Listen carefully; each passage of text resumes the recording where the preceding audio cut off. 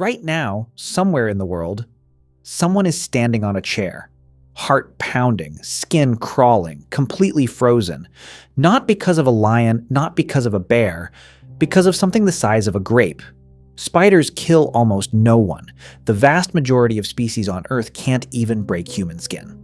For most people in most countries, encountering a spider is statistically one of the safest experiences they will ever have. And yet, arachnophobia is one of the most common fears on the planet. Roughly 1 in 3 women and 1 in 4 men experience genuine terror at the sight of a spider. Not mild discomfort. Not a flinch. Terror. But here is the thing. That terror isn't irrational. It is ancient. It is written into your nervous system so long ago in a world so different from this one that your conscious mind never got a vote. To understand how this happened, you have to go back. Way back. Before cities. Before farming. Before language. For most of human prehistory, the world did not kill you dramatically. It killed you quietly, one venomous bite at a time. Around 100 million years ago, long before humans existed, spiders were already perfecting one of nature's most effective weapons: venom, a chemical system designed to paralyze, liquefy, and kill. Over millions of years, certain species refined that venom specifically against small mammals, which is exactly what our ancestors were. The earliest human-like creatures were not apex predators.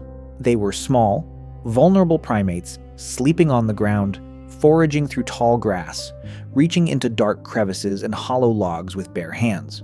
Their world was full of spiders. In every corner, under every rock, inside every piece of fruit, concealed in exactly the places humans had to put their hands. Most were harmless, but enough were not. A bite from a black widow does not just hurt. It can incapacitate an adult in hours. A Sydney funnel web can kill a child faster than that. For a pre-medical human with no treatment, no anti-venom, and no reliable way to identify the dangerous ones at a glance, only one strategy made sense. Treat all of them as a threat. The humans who hesitated, who reached toward the unfamiliar spider without alarm, died at higher rates. The ones who flinched first and asked questions later survived.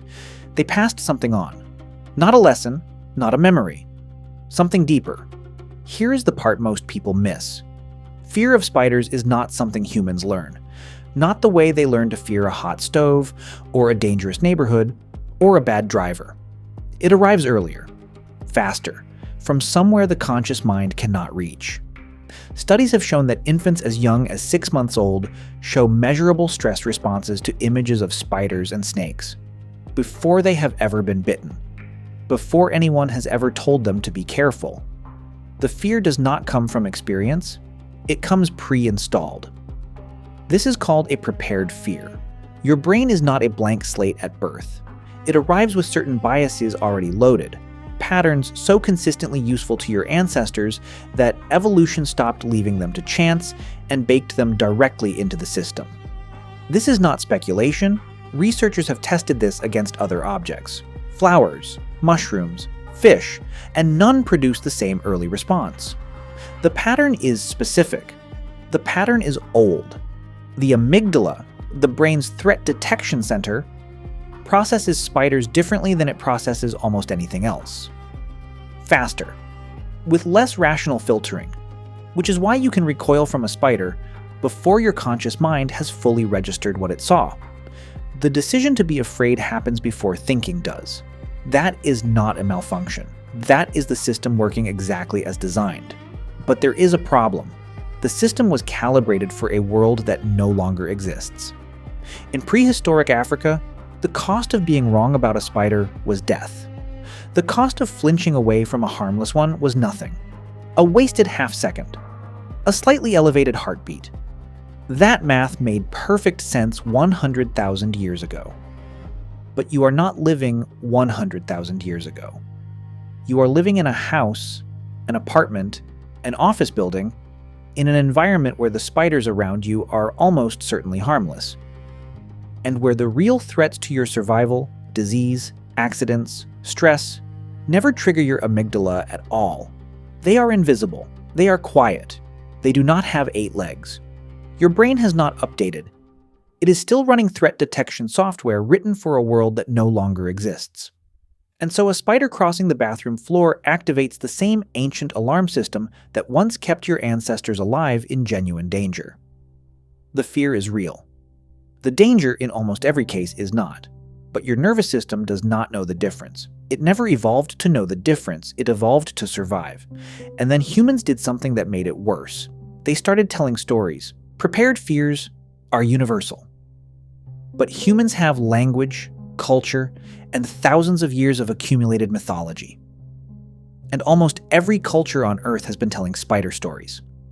Almost uniformly, those stories are dark. In European folklore, spiders signaled illness and death. The Black Death, which killed a third of Europe's population in the 14th century, was sometimes linked to contaminated spider webs in popular belief.